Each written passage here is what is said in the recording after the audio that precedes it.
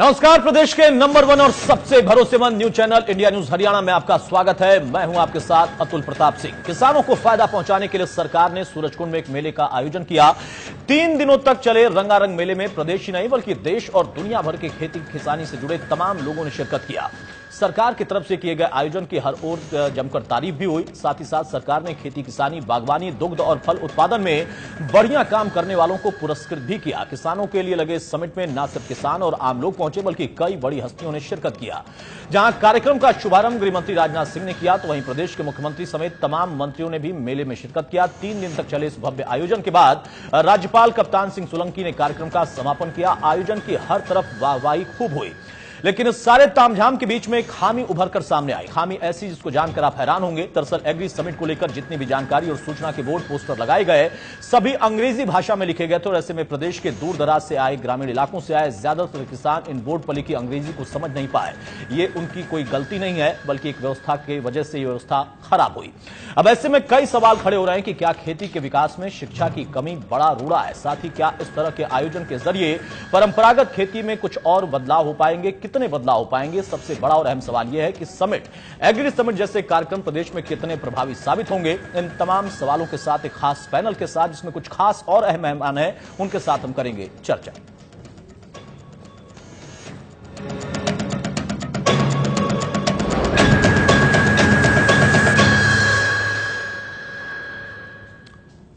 तो बड़ी बहस की हम शुरुआत करें उससे पहले आपको उस खामी से भी रूबरू कराते हैं जिससे प्रदेश के दूर दराज से जो किसान आए वो जूझते हुए दिखाई दिए। मेले में पहुंचे हैं, जगह जगह इंग्लिश में बोर्ड लगे हुए हैं। समझ पा रहे हैं आप बोर्डों पे क्या लिखा हुआ है? ये तो नहीं समझ पा रहे। तो किसानों के लिए लगा हुआ है, किसान इतने पढ़े लिखे नहीं है, तो क्या लगता है हिंदी में इन बोर्डों को लगा होना चाहिए था? हिंदी में जानकारी? हाँ, लगा हुआ होना चाहिए। क्या होना चाहिए था? बोर्ड हिंदी में लगे होने चाहिए। इंग्लिश में समझ में नहीं आ रहा। तो कमी नजर आती है इनकी? हाँ जी, कमी नजर आती है प्रशासन की, हुआ की? हाँ, हम नहीं, बरसात तो सही है लेकिन हमारी समझ में इंग्लिश नहीं आए।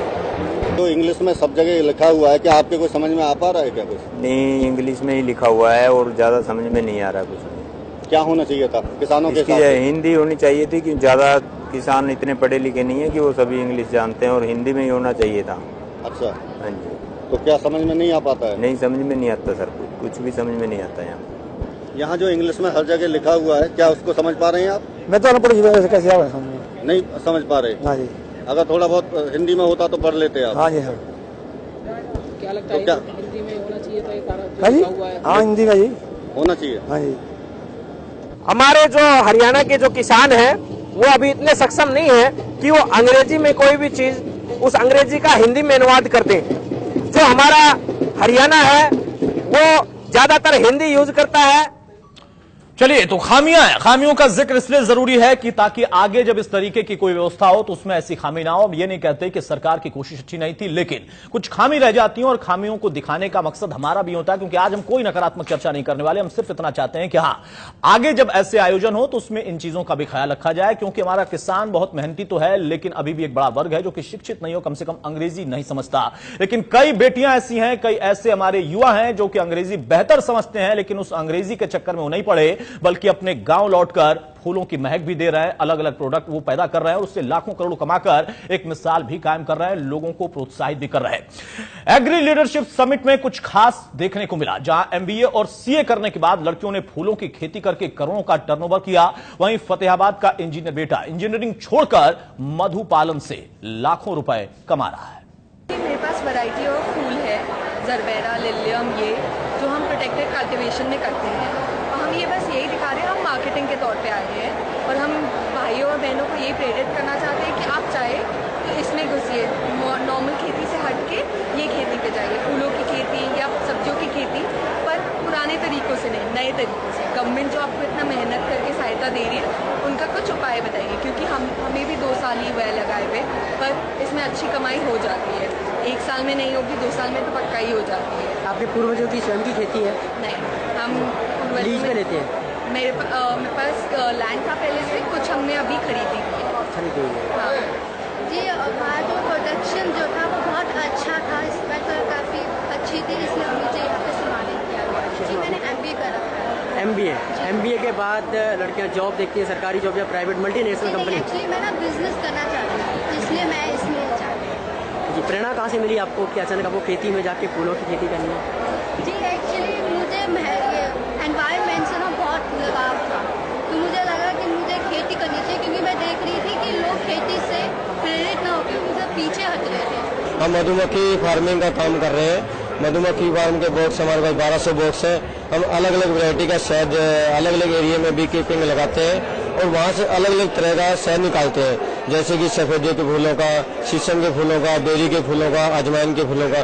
यहाँ आके हम लोगों को उसी तरीके से उनको बता रहे हैं, आगे को मोटिवेट कर रहे हैं कि अलग अलग शहद होता है, उसके अलग अलग फायदे होते हैं, अलग अलग शहद के अलग अलग रेट होते हैं। जैसे कि अजवाइन है, इसके अलग फायदे हैं, आँख है, एंटी कैंसर तक भी काम करता है। करीब 18 साल से मधुमक्खी पालन का काम कर रहा हूँ और मधुमक्खी पालन का काम मेरे को एक बहुत बढ़िया काम लगा। इसको कोई भी किसान कर सकता है, तो उसके पास अपनी खुद की जमीन है या नहीं है। यहाँ मेरे को बी कीपिंग के लिए हरियाणा का फर्स्ट प्राइज मिला है, वो 51,000 रुपये का मिला है और वो इसलिए मिला है क्योंकि मैं एक नए से हट के काम कर रहा हूँ। चले, मेरे साथ कुछ मेहमान हैं हमारे साथ स्टूडियो में, उनसे मैं आपको तारुफ कराता हूं। मेरे साथ विकास चौधरी साहब, नेता कांग्रेस के हैं हमारे साथ, बहुत स्वागत है चौधरी साहब आपका। हमारे साथ समय सिंह भाटी साहब हैं, नेता बीजेपी के, बहुत स्वागत है भाटी साहब आपका। जयकांत मिश्रा साहब, कृषि विशेषज्ञ हमारे साथ, बहुत स्वागत है मिश्रा सर आपका। सुरेश कुमार हमारे साथ, बीटेक इंजीनियर किसान हैं, बहुत स्वागत है सुरेश कुमार साहब आपका, जिन्होंने बेहतर काम किया। यश मोहन साहब बागवानी किसान के हैं, हमारे साथ जुड़े हैं, बहुत स्वागत है यश मोहन जी आपका। और अशोक वशिष्ठ साहब मशरूम उत्पादक है हमारे साथ, बहुत स्वागत है अशोक जी आपका। और चंडीगढ़ से प्रवीण अत्री साहब हमारे साथ इनेलो की तरफ से जुड़े हैं, बहुत स्वागत है अत्री साहब आपका। अत्री साहब, आज मैं ये कहना चाहूंगा कि आप अगर दिल्ली स्टूडियो में आए होते तो मुंह मीठा मैं कराता। मैंने कोई मिठाई नहीं मंगाई है, हमारे साथ जो मेहमान आए हैं, जो किसान है, उन्होंने मशरूम से मिठाई बनाई है और कई तरह के प्रोडक्ट है, वो भी हम आपको दिखाएंगे, लेकिन आज आप वंचित रह जाएंगे। लेकिन सबसे पहले मैं मिठाई खाऊंगा, उसके बाद चर्चा शुरू करूंगा। मैं चाहूंगा कि सबसे पहले अशोक वशिष्ठ साहब, पहले तो आप अपने मशरूम उत्पादन का जो भी आपने यहां पर परिणाम रखा है, जो भी आपने बनाया है, ये क्या क्या प्रोडक्ट है हमें जरा समझा दें और कैसे ये बनता है ये भी बता दें जरा। उसके पहले मैं मीठा चाहूंगा, छोटा सा। सबसे पहले मैं यहाँ पहुंच, छोटा सा टुकड़ा सर। यहाँ पहुंचने पर मैं आपके चैनल को धन्यवाद देना चाहता हूँ और हरियाणा सरकार के द्वारा जो कार्यक्रम किया गया उसके लिए मैं हरियाणा सरकार को, कृषि मंत्री जी को, मुख्यमंत्री जी को और किसान मोर्चा के प्रदेश अध्यक्ष श्री समय सिंह भाटी जी का और कृषि विशेषज्ञ और किसान साथियों का धन्यवाद देना चाहूंगा। और इन आपके चैनल के माध्यम से बताना चाहूंगा कि मैंने बहुत थोड़ी सी जगह में मशरूम के उत्पादन का काम शुरू किया हुआ है। मात्र 100 गज के प्लॉट के अंदर मेरा पुराना मकान है और उस मकान के अंदर मैंने मशरूम की ग्रोइंग यूनिट यानी कि उत्पादन क्षेत्र स्थापित किया। उस थोड़ी सी जगह के अंदर मैंने 25 टन से 35 टन तक कंपोस्ट लगाया हुआ है, लेकिन मार्केट के अंदर जो मशरूम का भाव गिरता हुआ दिखाई दिया और हमारा देश ने, हमारे नरेंद्र, जब से भारतीय जनता पार्टी के कर्मठ योद्धा श्री नरेंद्र भाई मोदी जी ने हमारे देश के वैज्ञानिकों को एक विकास जी सुनिएगा, कर्मठ योद्धा कांग्रेस की तरफ से आप बैठे हैं, मुस्कुरा रहे हैं आप, जो देखिए प्रधानमंत्री की उन्होंने तारीफ की है। एक हमारे देश के साहसी वैज्ञानिकों को एक खुली छूट दी और उन्होंने हमारे देश का नाम ऊंचा करने के लिए जो जिन देशों से हमारे पीछे वाले लोग हर प्रकार के क्षेत्र से सामान खरीदते थे, हमारे देश के वही साइंटिस्टों को इस सरकार ने आने के बाद जितना प्रोत्साहन दिया, उन्होंने 104 सैटेलाइट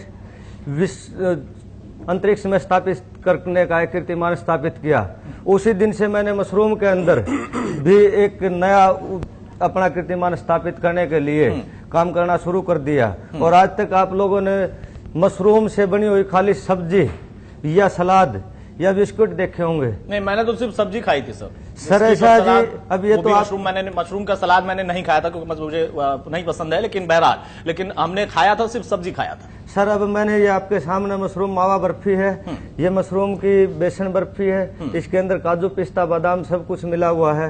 ये मशरूम की जलेबियां हैं, मशरूम की ये नमकीन है, ये मशरूम के बिस्किट है, लड्डू में ले इधर आपके पास लड्डू पहुंचा। चलिए कोई बात नहीं, अगली बार फिर आएंगे आप तो लड्डू भी ले आएगा। लड्डू फूट रहा है हमारे, कम से कम मैं कृषि प्रधान देश को अगर हम बिलोंग करते हो, ऐसा प्रदेश जहां से आप ताल्लुक रखते हैं, वहां पर अगर इस तरीके से बदलाव हुए तो अपने आप में बहुत बड़ा परिवर्तन और अच्छी बात है। इसमें सबको यहां पर अपना सहयोग करना चाहिए, अगर चाहे कोई सत्ता में हो, कैसे क्या बदलाव हो सकते हैं जरूरी है। चलिए मैं चाहूंगा यहां पर सुरेश कुमार साहब, आप बताइए इंजीनियरिंग करने के बाद कहां चले गए सर आप जो है मधुमक्खियों के चक्कर में? नमस्कार सर। सर मैं किसान सुरेश कुमार, बीटेक की मैंने 8 से 11 पास आउट हुआ मैं 11 में। तो पिताजी का मधुमक्खियों ने काटा तो नहीं था कि बाद में उनकी इंजीनियरिंग करने चले गए कि? नहीं ऐसा कुछ नहीं है। हाँ। तो पिताजी का काम पुराना है, 2002 से मधुमक्खी का काम कर रहे हैं। पिताजी ने मेरे को इस कोशिश पे आगे तक पढ़ाया लिखाया, वहाँ तक मेरे को पहुँचाया। इसके बाद फिर मैंने 2011 से 14 तक एक सॉफ्टवेयर डेवलपमेंट ऑनलाइन कंपनी है, वहाँ पे अपना एक्सपीरियंस किया, नौकरी की। तो एक टाइम पे ऐसा हुआ कि मेरे को हालात कुछ ऐसे लगे कि क्यों ना हम अपने ही चीज़ को आगे बढ़ाएं, अपना खुद का मधुमक्खी का काम, जैसे हम शहद निकाल रहे थे उसको कच्चे में ही आगे बेच रहे थे, इस तरीके से फिर हमने मेरा इसी तरीके से कि क्या सोचें कि सिचुएशन और हालात ऐसा हुआ कि सुबह निकलना रात को आना, डेली उस रूटीन और दिनचर्या ऐसा हो चुका था कि उस जिंदगी से उब चुके थे, थक चुके थे उस जिंदगी से। तो फिर मैंने एट ए टाइम अपना फैसला जैसे लिया अपने आप पे ही कि सर मैं डैडी को जाके बोल दिया कि मैं ये काम सॉफ्टवेयर लाइन का नहीं करूंगा। यानी शहर की जिंदगी और वो थकान और वो बर्डन आपको अच्छा नहीं लगा और तब आपको लगा कि हाँ पिताजी जो काम करते हैं वो ज्यादा बेहतर है, उसमें सहयोग करूंगा, थोड़ा तकनीकी का इस्तेमाल करूंगा तो ज्यादा सही दिशा में बढ़ पाएंगे और आप उसमें सफल भी हुए। उस पर सफल हुए। ठीक है प्रोडक्ट। यशमोहन साहब, आप बागवानी करते हैं, मैं चाहूंगा बागवानी में भी कई तरह की चीजें होती है हॉर्टिकल्चर में, तो जरा बताएं कि क्या खास किस पर आपका फोकस है और क्या आपने अभी तक कमाई कर ली है, मतलब कमाई इन द सेंस की पैसे वाली कमाई नहीं बल्कि उस क्षेत्र में कमाई। जी हम फूलों का काम करते हैं, फतेहपुर बल्लोच है, डिस्ट्रिक्ट फरीदाबाद में पड़ता है, तो सारा गांव ज्यादातर फूलों का ही काम करता है। तो 3-4 वैरायटियां हैं, जैसे कट फ्लावर में रजनीगंधा है, रजनीगंधा डिस्ट्रिक्ट फरीदाबाद फतेहपुर बल्लोच से ही दिल्ली के अंदर आता है ज्यादातर। और ये वो वाला रजनीगंधा नहीं ना, तंबाकू वाला नहीं ना? नहीं तंबाकू वाला नहीं, बता दें अपने दर्शकों को स्पष्ट कर दें भाई, उसके चक्कर में न रहा आप, फूल है रजनीगंधा। हाँ फूल है जी। हाँ। और इसमें ग्लाइड की हैं कई वैरायटियां, ग्लाइडोला जिसको बोलते हैं, और इसमें गेंदा है। वैसे कट फ्लावर ही ज्यादा फतेहपुर बल्लोच में होता है, तो इससे काफी अच्छी आमदनी होती है। और ये कब से कर रहे हैं आप? कब? मैं 2002 से इसमें आया हूँ जी। वैसे हमारे गाँव में बहुत पुराना काम है, पहले थोड़ा होता था। प्रोत्साहन मिला था आप लोगों को कहीं से, किसी सरकार से, किसी जनप्रतिनिधि से, किसी अधिकारी से, विभाग से? हाँ विभाग अधिकारियों से सहायता मिलती रहती है जी। जैसे हमारे भारतीय अनुसंधान केंद्र है पूसा, तो उसमें एक अभियान चलाया हुआ है अभी पूसा में। तो डॉक्टर रश्मि सिंह है, डॉक्टर नैन है, तो हमें बार बार आकर के वो प्रोत्साहन देते रहते हैं। ट्रेनिंग भी उन्होंने हमें काफी सारी दी हैं, जिससे कि हमें काफी आमदनी में बहुत ज्यादा मतलब फर्क पड़ा है इस चीज में। ठीक है, चलिए जयकांत मिश्रा सर, आप कृषि विशेषज्ञ के तौर पर हमारे साथ हैं, एक विशेषज्ञ के तौर पर आपको कितनी खुशी हो रही है कम से कम ये देखकर कि हमारे इस प्रदेश के किसान, देश के किसान अब परंपरागत चीजों से बदलकर तमाम नई तब्दीलियां कर रहे हैं और लाभ कमाने के साथ साथ एक मिसाल भी कायम कर रहे हैं, सहयोग कम या ज्यादा लेकिन अपनी मेहनत कर रहे हैं? नहीं, ये तो तारीफ के लायक है और बेहतर दिशा की तरफ इन लोगों ने कदम रखा है, मेरी शुभकामनाएं हैं। लेकिन ये देखना होगा कि सरकार की जो भागीदारी है आम जनता के साथ या आम किसान के साथ, जैसा कि आपने दिखाया कि किसान के जो हम प्रोडक्ट बेचते हैं, तो हमारी तो पूरी मांग रही है कि देश में बिकने वाले, चाहे वो किसान के लिए नहीं, संपूर्ण भारत में जो भी सामान बिके, चाहे वो भारत का हो या भारत के बाहर का हो, उस पे एक बार आप हिंदी में जरूर लिखें। जैसे चाइना, रशिया, जापान, कोरिया, वो अपनी भाषा को सम्मान के साथ भारत में अपने अपने देशों में रखते हैं। और आप चाइना का कोई माल ले लीजिए, वो चाइनीज में लिखते हैं, रशिया का लीजिए रशियन में लिखते हैं, कोरिया का लीजिए कोरिया में लिखते हैं, ऐसे 20 कंट्री मिलेगी। तो हम कह रहे हैं कि अगर ये व्यवस्था अगर एक नोटिफिकेशन के साथ लागू हो जाए कि जब भी अपना कोई प्रोडक्ट, जैसे अभी ये हनी का लेकर के आए हैं, वो जो है मशरूम का लेकर के आए हैं। तो ऐसे जो नए प्रोडक्ट लेकर के आ रहे हैं या जो पुराने प्रोडक्ट हैं, तो जब ये रजिस्टर्ड कराते हैं, रजिस्टर्ड होंगे कहीं ना कहीं अपने राज्य में, तो जब रजिस्टर्ड कराते हैं तो एक अफिडेविट दे दें कि हम अपना माल जो है हिंदी में लिख करके बेचेंगे। अगर आपको लगता है कि अंग्रेजी में लिखना चाहिए तो उसको भी लिख सकते हैं, पर हिंदी में अनिवार्य जरूर करिए। दूसरा चीज मैं ये कहना चाहूंगा कि पढ़े लिखे व्यक्ति लोग इस कृषि व्यवस्था में आ रहे हैं और इसको कमर्शियल की दृष्टि से देख रहे हैं। ये एक बहुत बेहतर शाइनिंग कह सकते हैं इसको। लेकिन जो प्रोडक्ट है, सिवा ये नहीं, ये तो नए प्रोडक्ट लेकर के आए हैं जिसपे हम चर्चा कर रहे हैं। और वो जो मशरूम की जो ये बात कर रहे हैं कि ये कह रहे हैं कि मशरूम से हमने सारा चीज कर दिया। मुझे तो अभी इस पे देखना पड़ेगा, क्योंकि मान लीजिए कि मशरूम की मात्रा कितनी है।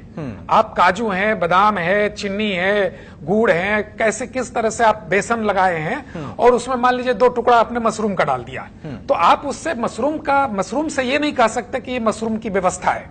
मैं ये नहीं कह रहा हूं कि ये जो कह रहे हैं ये सही है या गलत है, लेकिन मेरा कहना है कि जो भी व्यवस्था को लेकर के नए सरी से आ रहे हैं उस पे संपूर्ण रूप से सरकार की भागीदारी हो और इनके साथ मिलकर सहयोग, सामंजस्य के साथ फिर अगर बढ़ेंगे आगे तो ज्यादा बेहतर उसके परिणाम भी दिखाई देंगे। बहुत संक्षेप में एक बात संक्षेप में और भी कहना चाहेंगे कि देखिए, भारत में उत्पाद क्यों नहीं हो रहा है, चाहे दाल का हो, दलहन का हो, चाहे और भी व्यवस्था है, क्योंकि हमारे भारत में जो सॉइल टेस्टिंग है ये व्यवस्था नहीं है। मेरा कहने का मतलब है कि जैसे मशरूम उगा रहे हैं, मैं भिंडी उगा रहा हूं, तो मुझे अपनी भिंडी उगाने के लिए जो मिट्टी की सॉइल टेस्टिंग है ये बताने वाला कोई हो कि आप भिंडी ना बो करके आप इसमें सरसों बोएंगे तो 5 किलो के जगह पे 10 किलो होगा। और शायद आपने तो बहुत लंबे समय से इन चीजों को देखा होगा, लेकिन आम जनता इन चीजों से बहुत दूर थी। पिछले कुछ दिनों में शायद इसका जिक्र बार बार हुआ और वो देश के प्रधानमंत्री के जरिए हुआ, लेकिन अभी तक व्यवस्था जमीन पर कितनी पहुंची है ये अपने आप में सवाल है। सॉइल टेस्ट बहुत अहम है, खासतौर से उस देश में जहां पर सिर्फ धान और गेहूं का जिक्र होता है और उसकी वजह से कितना परिणाम मिल रहा है, किसानों के पक्ष में जा रहा है, कितनी कमाई हो रही है, हम सब जानते हैं। बावजूद उसकी मजबूरी है कि वो वहीं उगाता है, लेकिन कुछ लोगों ने तब्दीली की। एक और भी मैं कहना चाहूंगा कि ये मात्र हरियाणा का विषय नहीं है, ये पूरे देश का, भारत का विषय है। बिल्कुल। और हम ये कहना चाहेंगे कि जैसे हरियाणा ने इसके लिए शुरुआत किया है, देश के सभी राज्यों को ऐसी एक शुरुआत करना चाहिए। और ऐसी अगर शुरुआत होती हो तो हमें किसी दूसरे देश से दाल मंगाने के लिए जरूरत नहीं। ठीक है सर, रोक रहा हूं आपको। मैं पॉलिटिकल मेहमानों के पास जाऊं और वो फिर अपने आरोप प्रत्यारोप शुरू करें, जो कि करेंगे, उनका हक है। उसके पहले मैं चाहूंगा हमारे साथ शिवानी भी जुड़ गई हैं, जो कि किसान है, लेकिन उन्होंने एमबीए भी किया हुआ है। ऐसा नहीं है कि ये सिर्फ किसान है, एमबीए करने के बाद ये किसान बनी है। शिवानी, सबसे पहले चूंकि आप यहां पर आ नहीं पाई, मैं आपको शुभकामना देता हूं। फूलों की महक आप वहां पर फैला रही हैं और साथ साथ अच्छी कमाई भी कर रही हैं, लोगों को प्रेरणा भी दे रही है। क्यों लगा कि एमबीए की नौकरी नहीं बल्कि फूलों की खेती बेहतर?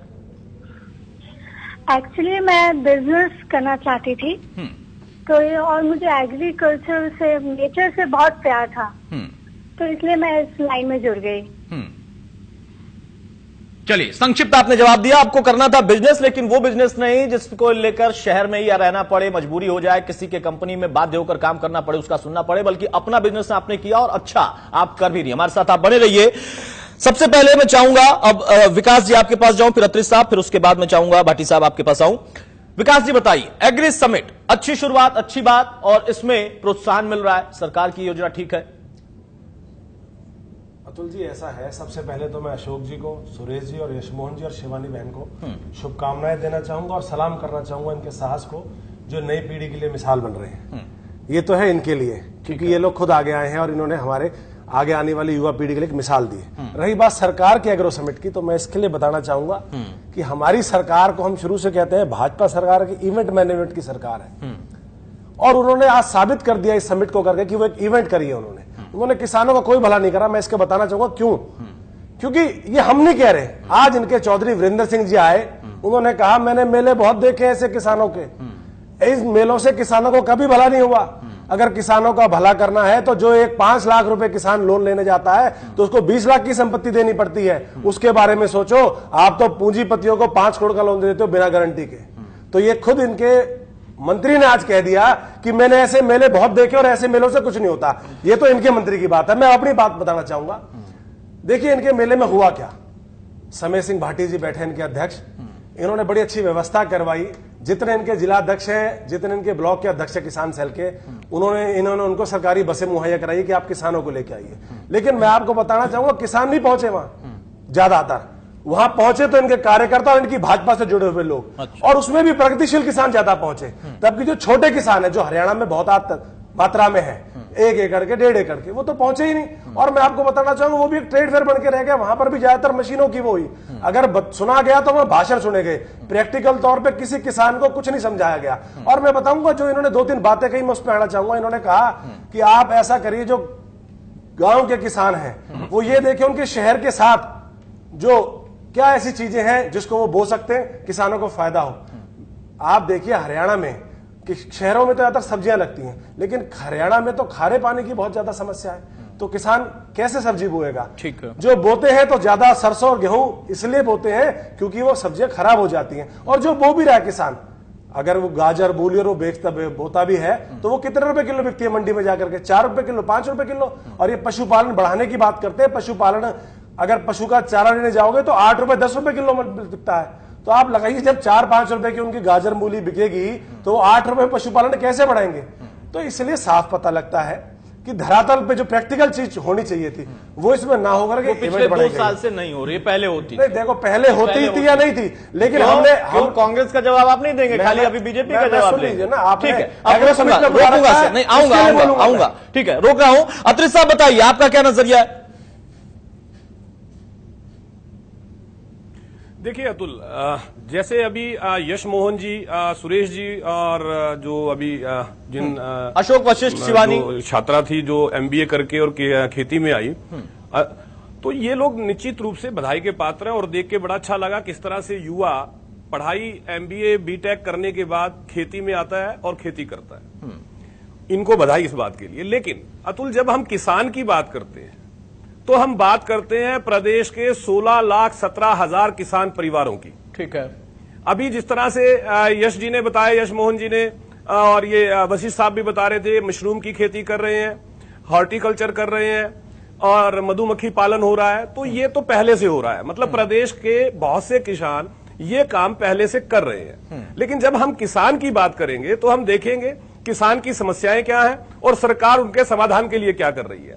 अतुल, बड़ी महत्वपूर्ण चीज है, कृषि अर्थव्यवस्था को अगर बाजार और बहुदेशीय कंपनियां कंट्रोल करेंगी तो किसान का भला नहीं हो सकता। ये बड़ी महत्वपूर्ण चीज है। और आज हो क्या रहा है कि कृषि अर्थव्यवस्था को पूरी तरह से मल्टीनेशनल कंपनीज ने कंट्रोल किया हुआ है और हमारी सरकार भी इन बड़ी कंपनियों के एजेंट के तौर पे काम कर रही है और ज्यादा निंदनीय है। आप जिस समिट की बात कर रहे हैं अतुल, अगर उस समिट को आप देखेंगे वो केवल मात्र बड़ी कंपनियों की मार्केटिंग का एक ठिकाना था।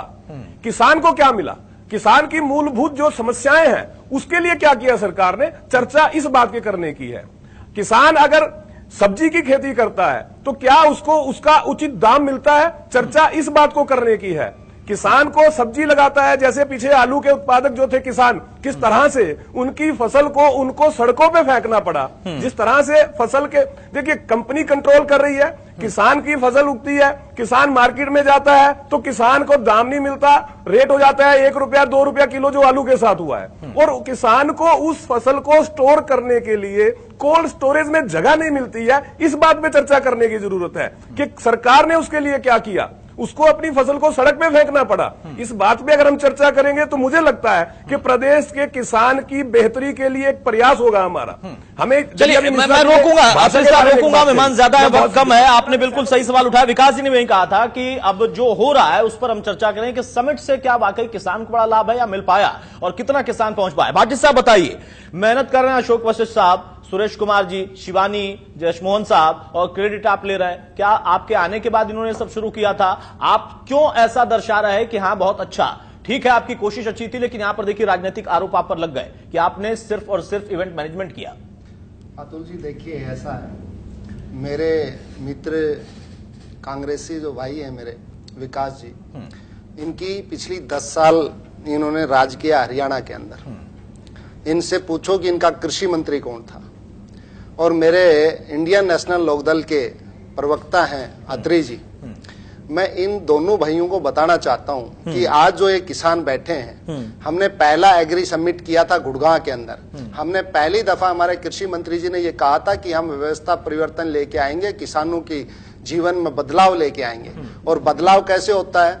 जब तक आप उसको अपॉर्चुनिटी नहीं देते हो, जब तक आप उसको एक सरकार के साथ में, सरकार का सहयोग, किस तरीके से वो अपनी खेती को आगे लेके आए, किस तरीके से वो अपना ब्रांड बनाए और किस तरीके से वो मार्केट में जाके अपनी मार्केटिंग करके और अपने उत्पाद को बेचे, ये सारी चीजों के ऊपर हम सब ने इस पर बहुत ज्यादा फोकस किया, मेरे कृषि मंत्री और मेरे मुख्यमंत्री जी ने। और जब से हमारी सरकार बनी है तब से लेके आज तक आप एक बताइए कि हरियाणा के अंदर 90 लाख हेक्टेयर जमीन है और 90 लाख हेक्टेयर जमीन के अंदर इन लोगों से पूछे कि इन्होंने कितनी सरकार की तरफ से कितना क्या सहयोग किया था पिछले 10 साल में, कि भाई इसके अंदर हमारा खारा पानी था, इस बेल्ट में हमारे को मीठा पानी मिल रहा है, इस बेल्ट में हमारे पानी नहीं पहुंच पाता। हमारी सरकार पहली दफा अंतिम छोर दनचोली तक हमने पानी पहुंचाने का काम किया, वो किसान के लिए किया। नहर की लास्ट जो टैल है वहां तक हमने किसान को पानी देने का काम किया। दूसरा, जो मेरे मित्र कह रहे थे कि ये इवेंट पार्टी है, इवेंट का मतलब क्या है? आप जब तक कोई चीज मार्केट में लाओगे नहीं और मार्केट में लाके उसको प्रचारित नहीं करोगे तब तक आपकी वैल्यू नहीं बन पाएगी। ठीक है। और जब वो उसकी वैल्यू बनेगी, उसको ब्रांड बनाएगा, मेरा किसान जब ब्रांड बना के उसको बेचेगा तो जो विदेशी कंपनियां हैं, जो फॉरेन की कंपनियां, वो आके जो ब्रांड बनाती थी वो नहीं चलने वाला, मेरा किसान का ब्रांड चलेगा और वो उसकी कमाई जो है वो डबल होगी। चलिए, यानी आपका ये कहना है कि अभी हमें समय कम हुआ है लेकिन हमने वो व्यवस्था किसानों को देनी शुरू की, प्लेटफॉर्म आपने दिया। हमारे यहाँ 32 लाख पशुपालक है, पशुधन है हमारे पास में। 32 लाख पशुधन के अंदर पिछले सरकार ने कितना 60 साल में इन लोगों ने क्या किया मुझे नहीं पता, लेकिन मैं बताना चाहता हूं, मेरे परवीन अत्री जी की भी सरकार रही है और कांग्रेस की सरकार भी रही है। आपने दूध के मामले में इस प्रदेश को क्या दिया? हमने टारगेट लिया है कि आने वाले 3 साल के अंदर इस प्रदेश के दूध के अंदर पहला नंबर लेके आएंगे। दूसरा, हमने टारगेट लिया है कि पेरी अर्बन के रूप में जो हमारी परंपरागत खेती थी, हम परंपरागत खेती क्या करते थे? गेहूं, बाजरा, ज्वार, सरसों, चना, ये डाल लिए और कुछ और तरफ देखते नहीं थे। मेरे नजदीक, मेरे हरियाणा के 3 तरफ 6.5 करोड़ की आबादी रहती है अतुल जी, और 6.5 करोड़ की आबादी 100 लाख टन प्रतिदिन सब्जी का इस्तेमाल करती है अपने घरों के अंदर। आप देखिए, अगर इन लोगों को, इन सबको अगर फ्रेश सब्जी हम नहीं खिला पाएंगे तो, और अगर हिमाचल से और जम्मू कश्मीर से या राजस्थान से या गुजरात से अगर आके यहाँ खिलाएगा तो वो कितना महंगा पड़ेगा आम आदमी को भी। जब हम उसी चीज को यहाँ नजदीक इनको देंगे, मतलब आप कर रहे हैं ना, आपका यही कहना है कि आपकी सरकार फोकस होकर उस पर काम कर रही है और गैर परंपरागत जो है वो भी अपना रहे हैं। पेरी अर्बन जो हमारा कंसेप्ट है वो बिल्कुल क्लियर है। ठीक है सर, मैं रोक रहा हूँ आपको, भाटी साहब मैं रोक रहा हूँ आपको, तो साहब आऊंगा आपके पास, उसके पहले मुझे एक छोटा सा ब्रेक लेना है। ठीक है सर, एक मिनट। उसकी इनकम जो हमने, मेरे प्रधानमंत्री जी ने, मेरे मुख्यमंत्री जी ने, मेरे कृषि मंत्री जी ने एक सपना देखा है कि 2022 के अंदर हम किसान की आमदनी डबल करेंगे। ठीक है, सपना पूरा हो यही हम भी चाहते हैं, इसीलिए चर्चा करने बैठे हैं। प्रधानमंत्री का हो या मुख्यमंत्री का हो या आपके कृषि मंत्री का हो या किसानों का हो या हम सबका हो। एक छोटा सा ब्रेक लेते हैं। तमाम मेहमान हमारे साथ हैं, शिवानी भी हमारे साथ फोन लाइन पर मौजूद है। जल्द लौटेंगे और फिर जानेंगे कि असल में जो हमारे साथ मेहमान बैठे हैं, जो किसान बैठे हैं या फिर जो भी फूलों की खेती करने वाले हैं, जो यहां पर मधु उत्पादन कर रहे हैं, उनको कितना सहयोग पहले और अब मिल पाया और क्या इनकी उम्मीदें हैं, क्या दरकार है, कितना इनको और व्यवस्था परिवर्तन चाहिए। छोटा सा ब्रेक, जल्द आते हैं।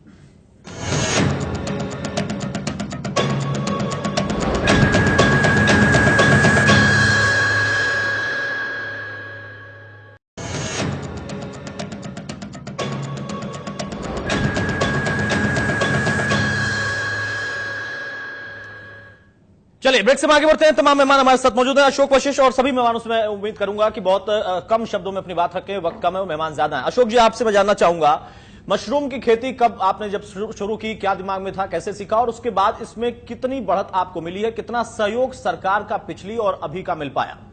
सरकार, मैं जी 5 साल से मशरूम के क्षेत्र में कार्य करने में लगा हुआ हूँ और मशरूम का जो कार्य मैंने उत्पादन का शुरू किया, एक लक्ष्य देखा कि मशरूम जो है हर प्रत्येक आदमी के लिए जीवन की रक्षा के लिए एक संपूर्ण आहार है और हमारे देश के अंदर इसकी औसतन खपत बहुत कम थी। 30 ग्राम पर हेड तक प्रत्येक प्रति व्यक्ति का इसका खपत आती थी। इस लोगों के स्वास्थ्य को ध्यान में रखते हुए मैंने इसको अपने प्रोडक्ट, जो कि हर प्रकार के प्रोडक्ट घरेलू यूज के लिए प्रयोग किए जाते हैं और स्वास्थ्य के लिए लाभदायक हैं, इस विषय में मैंने काम करना शुरू किया। क्योंकि बिस्किट है, बिस्किट को ये शुगर का मरीज भी खा सकता है, नमकीन है, मशरूम की जलेबी बना दी। तो ऐसा क्यों? हमारे यहाँ तो हमने, जैसा मैं खुद बता रहा हूँ कि हम लोग सुनते थे कि मशरूम मतलब, और वो भी बहुत ग्रामीण इलाकों में अभी बहुत कम लोग खाते हैं उसको जो है, या कुछ जगहों पर खाते भी होंगे, लेकिन बहरहाल सब्जी का ही हम यहाँ पर जिक्र सुनते थे। तो आपको कैसे लगा कि उसका बिस्किट भी बना दे, नमकीन बना दे? नहीं बिक रहा था, बाजार मूल्य उसका कम था, क्या वजह थी? नहीं, उसका नहीं बिकने का तो सवाल ही नहीं होता जी। उसका एक चीज जो दुनिया में चल रहा है उससे अलग करने के लिए मेरे दिमाग में आया और इसके लिए मैं मेरी धर्मपत्नी को धन्यवाद देना चाहूंगा कि उन्होंने एक लगन के साथ मेरा हर दिशा में सहयोग किया और हमने मिलके एक पे 2-2, 3-3, 4-4 महीने एक प्रोडक्ट को तैयार करने में अपने घर में बिक्री अभी आपकी इस प्रोडक्ट की? इस प्रोडक्ट की जैसे मैं अभी एग्री समिट के अंदर आया तो मेरे को बहुत अच्छा रिस्पांस मिला।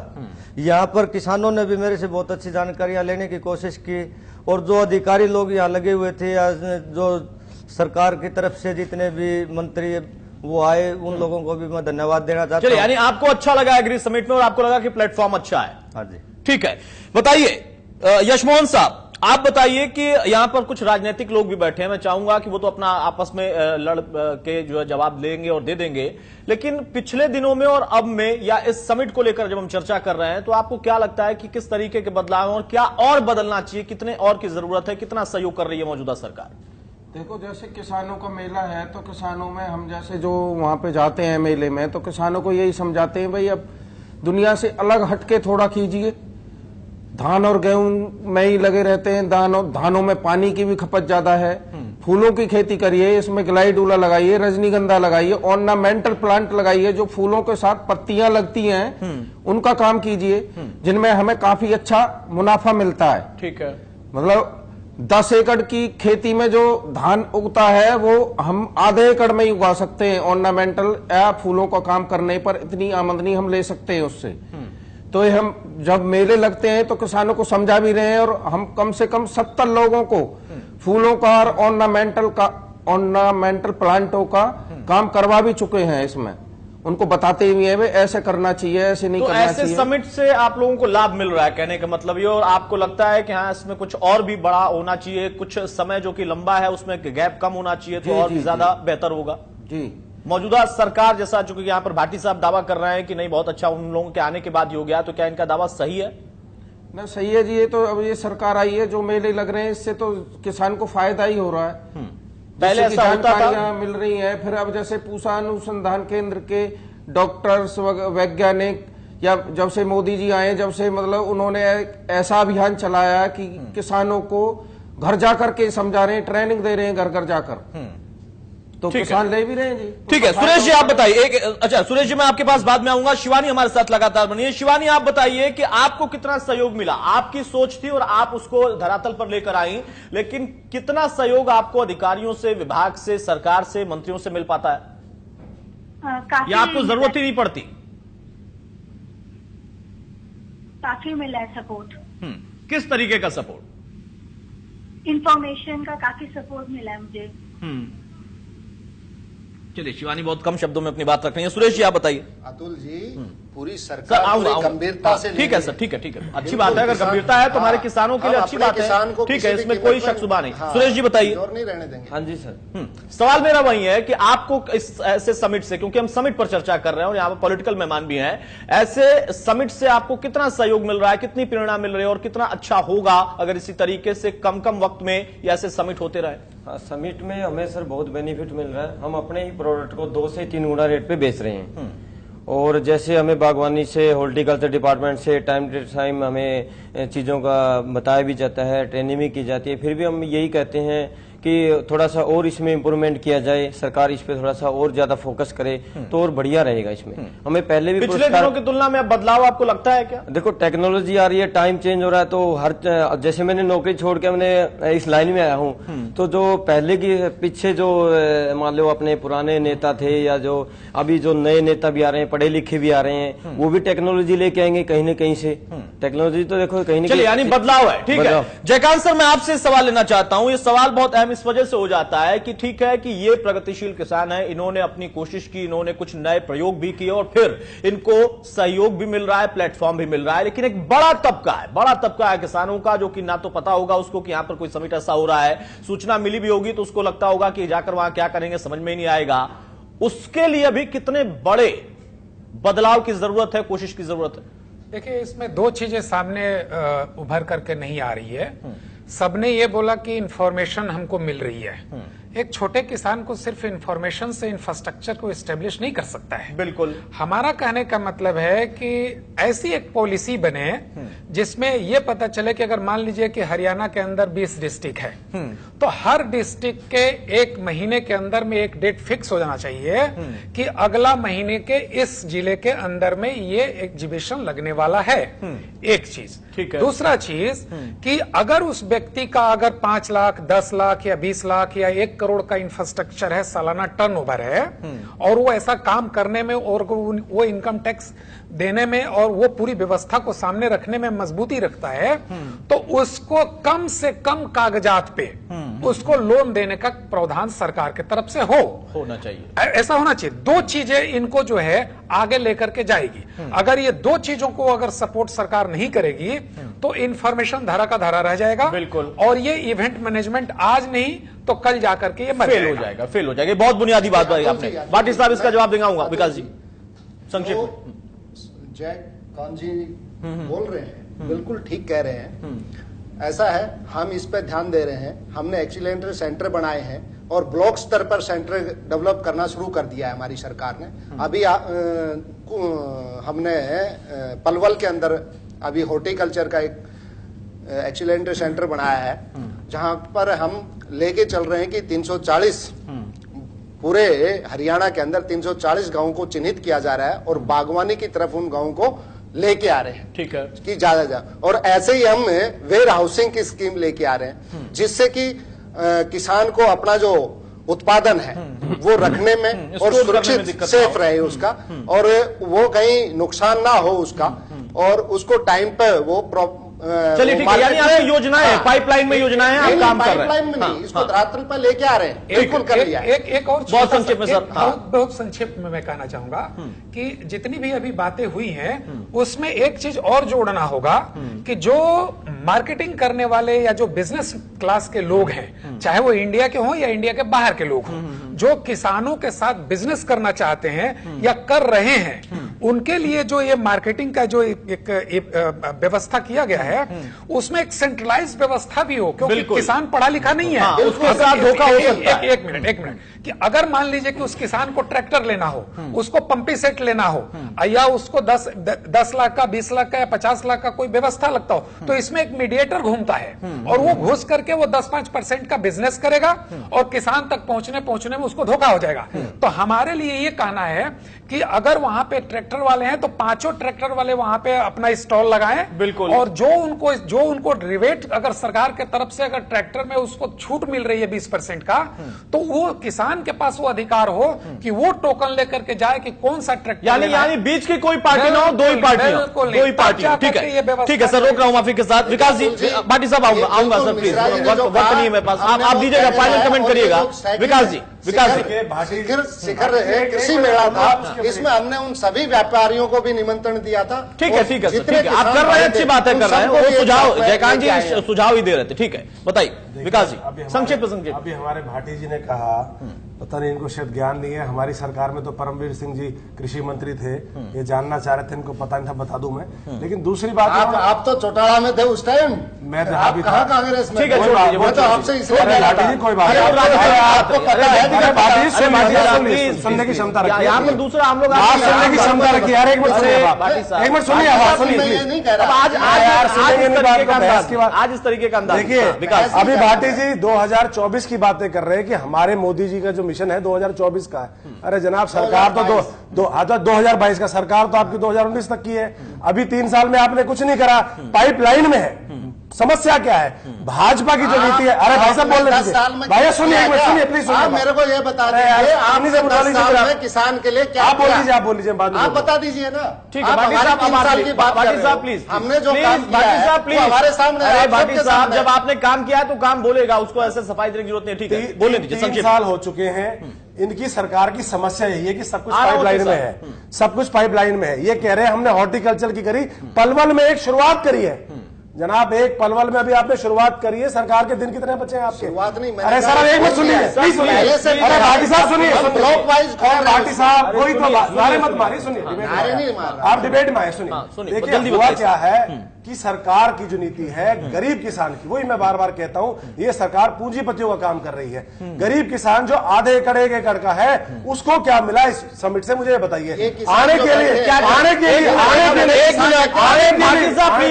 प्लीज अतुल जी, मैं बड़े हैं क्या? आप देख लीजिए, मेरी बात भी तो सुन लीजिए। भाटी साहब प्लीज सुन लीजिए। विकास चौधरी साहब, मैं आपसे एक सवाल पूछ रहा हूँ। विकास चौधरी साहब, अरे भाटी साहब प्लीज सर, मुझे मेरी बात है, मुझे बोलने दीजिए। विकास चौधरी साहब, मैं जानना चाहता हूं कि 10 साल आप लोग थे, इन्होंने पलवल में एक शुरू किया, आपने 10 साल में वो भी नहीं किया, और अगर ऐसे समिट से कुछ नहीं है तो क्या ये भी नहीं होना चाहिए? अच्छा, बहुत अच्छी बात है, समिट हो, हमने कहा, लेकिन किसानों को फायदा होना चाहिए। पानी की बात करते हैं, जवाब सुनिए ना, एक मिनट जवाब सुनिए।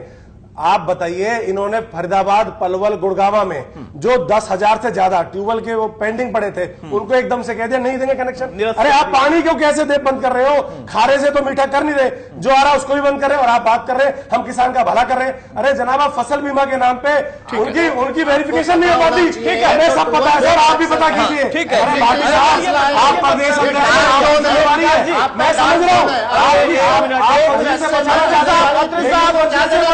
एक मिनट हम तो बता रहे हैं। विकास चौधरी, भाटी साहब, डार्क जोन है। भाटी साहब सुनिए, अरे डार्क जोन, अरे सुनिए विकास, ऐसे नहीं चलेगा सर, एक एक करके प्लीज प्लीज। आप दोनों लोग मिठाई खाइए, मुंह मीठा करिए। अत्री साहब, माफी चाहूंगा, आपके पास आने पास सर, बोले मिठाई खाइए आप लोग। देखिए अतुल, पहली चीज तो ये है, मैं ये कहूंगा कि भ्रामक प्रचार ना होए, क्योंकि अभी एक बात का जो जिक्र हो रहा था, भाटी साहब ने ये नहीं बताया कि हरियाणा के 7 जिले तो ऐसे हैं जहां पे जिला कृषि अधिकारी है ही नहीं। दूसरी बात, एक बात जिक्र कर रहे थे अभी कि पूसा जो कृषि केंद्र है वहां से इंफॉर्मेशन मिलती है, बिल्कुल सही बात है। और पूसा कृषि केंद्र कोई ऐसा नहीं है जो भारतीय जनता पार्टी की सरकार ने बनाया, लेकिन मुख्य बात यह है कि किसान हेल्पलाइन फ्री हमारी सरकार के दौरान शुरू हुई थी, ये मैं बताना चाहूंगा। दूसरी बात, भाटी साहब ने एक सवाल उठाया कि दूध के उत्पादन में आपकी सरकार ने क्या किया। भाटी साहब का ज्ञान थोड़ा कम है। दुधारू पशुओं की बीमा योजना हमारी सरकार में शुरू हुई थी भाटी साहब, और उसका पर्पज ये था कि दूध का उत्पादन बढ़े। और जो सबसे महत्वपूर्ण चीज है, जो ये सबमिट हुआ, उत्कृष्ट किसान पुरस्कार, ये योजना भी हमारी सरकार की देन है भाटी साहब। 1 लाख रुपया किसान को इनाम मिलता था, उत्कृष्ट किसान को स्टेट लेवल पे 25,000 रुपए मिलते थे जिला लेवल पे। तो कृपया भाटी साहब अपने ज्ञान को दुरुस्त करें। और एक और सबसे महत्वपूर्ण चीज अतुल, अभी हो ये रहा है, भाटी साहब एक बात कहते हैं कि कृषि मंत्री जी ने किसान को बताया कि अपने उत्पादन की मार्केटिंग कहां करे, उसको कहां बेचे। सवाल ये नहीं है भाटी साहब, सवाल ये है कि किसान उत्पादन करे कैसे। सबसे पहला सवाल ये है, क्योंकि आज हालात ये है भाटी साहब, आपकी सरकार के 2 साल के कार्यकाल में, मैं देश की बात कर रहा हूं, जीडीपी के अंदर कृषि का जो योगदान है 1.5% कम हो चुका है। आपकी जानकारी के लिए बता दूं, बड़ी बड़ी बातें मत कीजिए यहां पे बैठ के, फैक्ट एंड फिगर पे बात कीजिए। सबसे महत्वपूर्ण चीज ये है कि आज किसान को बिजली उपलब्ध नहीं है। आपने 37,000 किसानों के ट्यूबवेल के कनेक्शन की एप्लीकेशन जो कब से पेंडिंग पड़ी हुई है, क्यों नहीं उनको ट्यूबवेल का कनेक्शन देते? पानी किसान के पास है नहीं है, ट्यूबवेल कनेक्शन आप उसको देगे नहीं, बिजली है उसको उपलब्ध नहीं है, बीज उसको मिलता नहीं है, खाद की उपलब्धता नहीं है। बातें आप बड़ी बड़ी करते हो, मैंने पहले ये बात कही। ठीक है अत्री साहब, मैं आपको रोक रहा हूँ। सर प्लीज सर, खाद की कमी कहाँ रही है? अरे मैं जब बीज की कमी कहाँ रही है अतुल जी? आप मेरे को ये तो बताइए प्रवीण जी।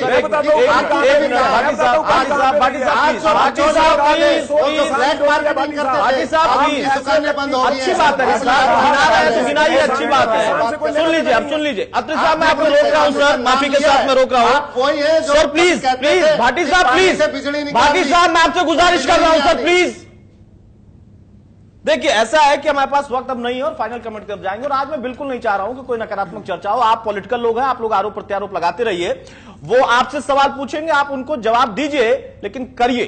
करने के लिए ही सत्ता में आए हैं, एहसान नहीं कर रहे हैं। किसान अगर बिछड़ी हालत में था, चाहे जो जिम्मेदार हो, तो आपके जरिए अगर उसका उत्थान हो जाएगा तो आपको मिलेगा उसका क्रेडिट। ठीक है, बहुत संक्षेप में छोटी छोटी टिप्पणी, मेरे पास बिल्कुल वक्त नहीं है, मैं टाइम से ज्यादा अब जाकर बातचीत कर रहा हूं आप लोगों से। सबसे पहले अशोक वशिष्ठ, आपसे मैं जानना चाहूंगा क्या उम्मीदें और करते हैं किसी भी सरकार से, बहुत संक्षिप्त। सर मैं आपका चैनल के माध्यम से सभी को बताना चाहूंगा कि मैं मात्र सिर्फ 2 एकड़ का जमींदार हूं। 2 एकड़ का सबसे छोटा किसान होता है, और मैंने सिर्फ और सिर्फ मशरूम का व्यवसाय शुरू करने के बाद और इस खुशहाली की तरफ ये इस सरकार की से आज मेरे को 51,000 रुपए का प्रोत्साहन और प्रशस्ति पत्र मिला है, जिसके ऊपर 5 IAS के साइन है। वो सभी सरकार की देन है। अभी सरकार ने जो अधिकारियों के साथ एक तालमेल संगठन बना के कार्य करने का एक उचित प्रबंध किया है, उचित प्रबंध किया है। किसानों से क्या अपील करना चाहेंगे कि वो भी कैसे आपसे प्रेरणा लें?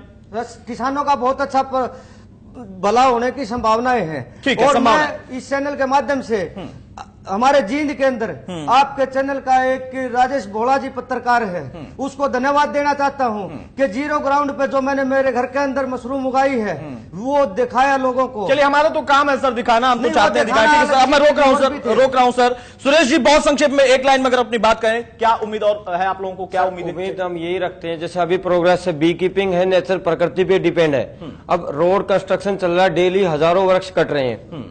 ठीक है, हम यही चाह रहे हैं कि एग्रीकल्चर जो डिपार्टमेंट है, पौधे जो पेड़ लगवाते हैं कि ज्यादा से ज्यादा पौधे इसी तरीके से लगवाया जाए कि हमारी मधुमक्खियां उन पे ज्यादा से ज्यादा काम करें। ठीक है, एक तरफ से चलिए ये होना चाहिए। ठीक है, बताइए यश मोहन साहब, आपकी क्या उम्मीद और क्या आप अपने प्रदेश के किसानों से उम्मीद करेंगे? सरकारों से तो जो उम्मीद है वो है, यही उम्मीद करेंगे जी अपनी सरकार से। अब जैसे फूल का काम है और भी काम है, हमें मंडी की व्यवस्था, हमें दिल्ली आना पड़ता है, तो हमारी सरकार अगर हमें नजदीक जैसे सूरज कुंड है फरीदाबाद में, अगर हमें फूलों की मंडी दे देती तो काफी अच्छा हमें मुनाफा। चलिए ये डिमांड भी है, भाटी साहब सुन लीजिएगा इसको भी। ठीक है, बताइए जयकांत मिश्रा जी संक्षेप में सर, फाइनल कमेंट आपका बहुत संक्षेप में।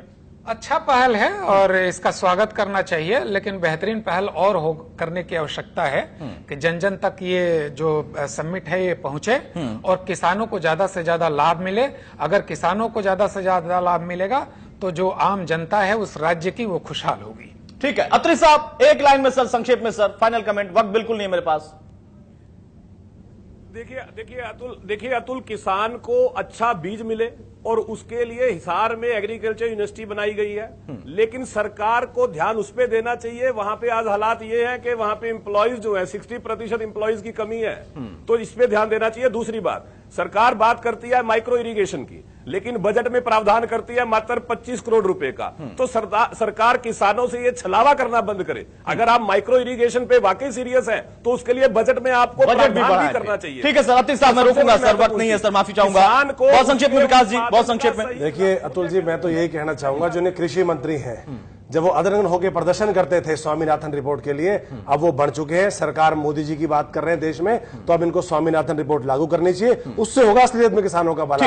एग्रीकल्चर समिटों से उतना भला नहीं हो पा रहा जितना स्वामीनाथन से होगा। ठीक है सर, प्लीज भाटी साहब बहुत संक्षेप में। पहली बात, मैं यश मोहन जी हमारे बागवानी और फूल के अपने किसान भाई हैं, इनका व्यवसाय अच्छा चल रहा है। मैं उनको बता देता हूं कि हम गुड़गांव के अंदर फूल मंडी का विस्तार कर रहे हैं। फूल मंडी बहुत लार्ज स्केल पर गुड़गांव के अंदर बनाई जा रही है। ठीक है। दूसरा, हॉर्टिकल्चर यूनिवर्सिटी हमने करनाल के अंदर लैंड एक्वायर कर ली है और सुपुर्द भी कर दी है, और हॉर्टिकल्चर यूनिवर्सिटी स्वामीनाथन भी आप, और हम स्वामीनाथन से आगे जाना चाहते हैं। हम स्वामीनाथन पर रुकना नहीं चाहते। हम चाहते हैं कि मेरा जो किसान है उसकी जो उसका जो मूल्य, उसका जो प्रॉफिट है वो प्रॉफिटेबल भाव मिले उसको, हम ये चाहते हैं। ठीक है, चलिए, बहुत शुक्रिया हमारे साथ जुड़ने के लिए। विकास चौधरी आपका, समय सिंह भाटी साहब आपका, जयकांत मिश्रा जी आपका, सुरेश कुमार जी आपका, यशमोहन साहब आपका, अशोक वशिष्ठ साहब आपका, प्रवीण अत्री साहब आपका और शिवानी आपका भी, अगर हमारे साथ फोन लाइन पर आप मौजूद हो तो। बहरहाल उम्मीद यहां पर यही है और बेहतर होगा।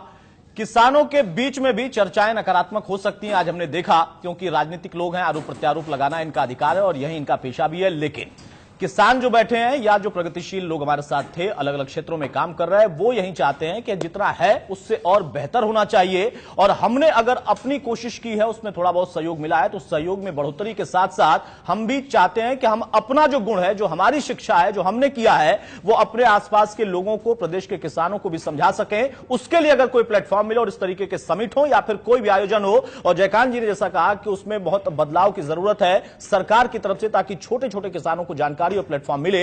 अगर यह हुआ तो वाकई लगेगा कि हां बेहतर हो रहा। नमस्कार।